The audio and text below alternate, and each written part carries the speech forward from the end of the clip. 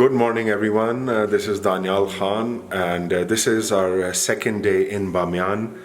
And we have come to the house of Mr. Issa Omid and his wife Arifa. He's got two beautiful children, Ilyas and Sitara. Sitara means a star. And it's a very, very touching story. It's about a story that I'm doing on the brain drain. There has been a lot of propaganda inside and outside Afghanistan. The Western media has been claiming that a lot of people, all the brains of Afghanistan, the intellectuals, the students and all the educated people have left the country following the arrival of the Taliban. But it is not true. I met Issa just yesterday. I bumped into him while we were doing a story on the Buddhas of Bamiyan, and I started talking to him, and I found out he's a teacher, and he has an institute. He teaches English, and he said that a lot of his students did leave, but they're still in Bamiyan. Many have left the province, but still a lot of them are in Bamiyan. They have not left the country. A two-room house where they live. This is a makeshift kitchen, and this is where they sleep. This is all that they have. But the most interesting part is that Issa decided not to leave, and then he narrated a story, an interaction, his first interaction with the Taliban. When the Taliban came to Bamiyan and when the Bamiyan collapsed to the Taliban, our institution was closed and we couldn't afford to pay the salary of a guard. We had experienced a lot of robbery, and there were thieves, and they usually came there after 3 months or 4 months or 6 months, and they took whatever they needed, like our gas capsules, solar battery, those expensive things. And we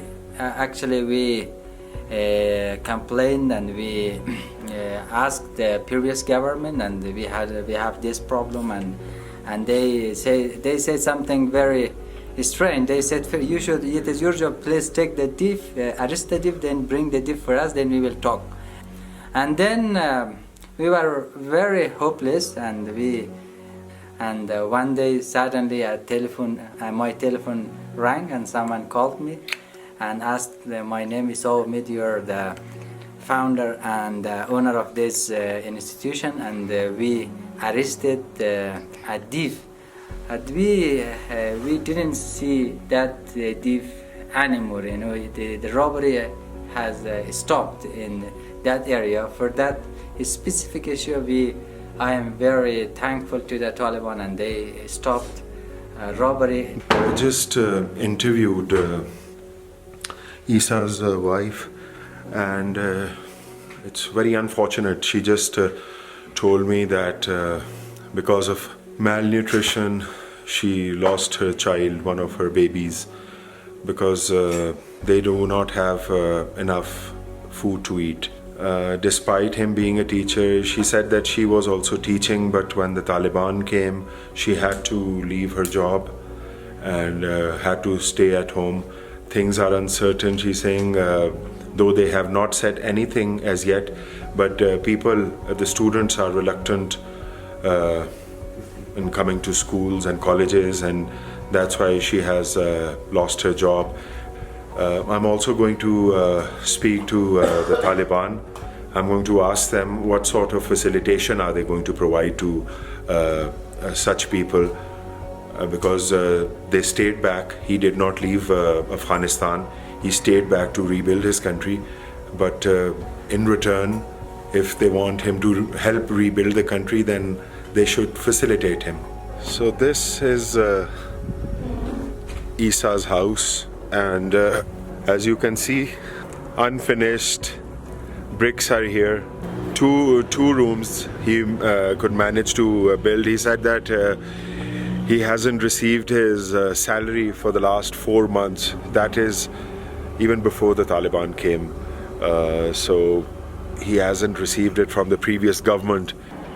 This is his car, but he takes a bicycle to work because he cannot afford gasoline. So it's a very, very bad situation for him, because being a teacher and educating and teaching the next generation, if this is the condition of someone who has stayed back.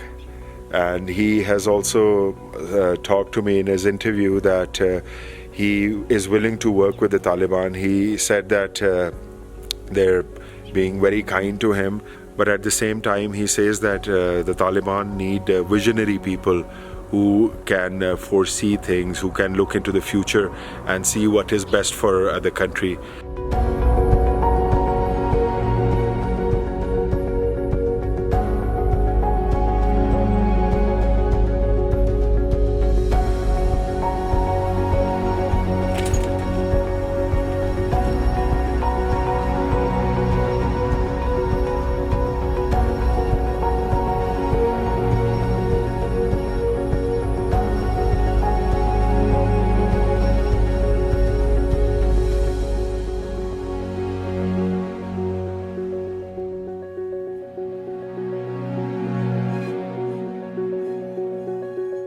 So we have arrived at the Star Education Society.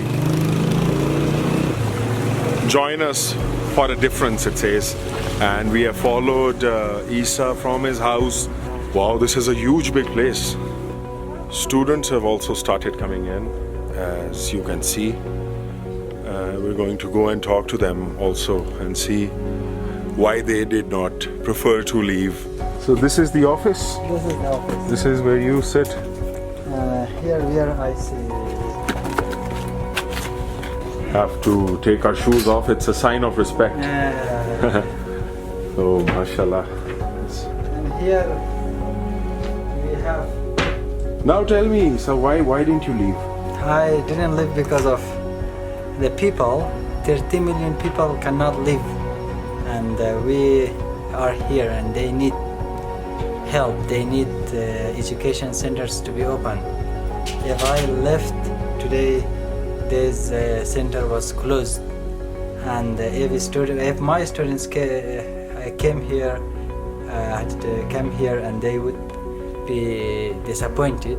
And Are you being intimidated or being harassed by the Taliban? No, I didn't. I had interaction with them, and they were very polite, and they respected me, and I respected them, and they actually told me that I should open the center, and that's why I got the courage to open, and now the store is open. We're now going to one of the classes.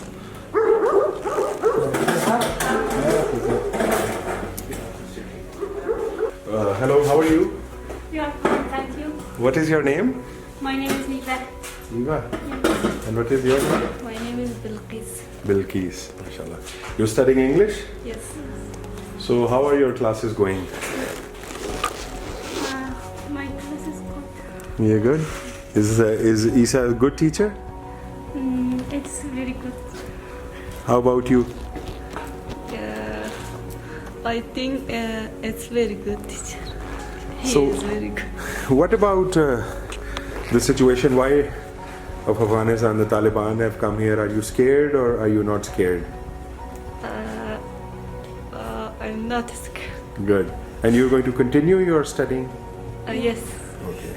So this brings me to the end of another video. I hope you liked it.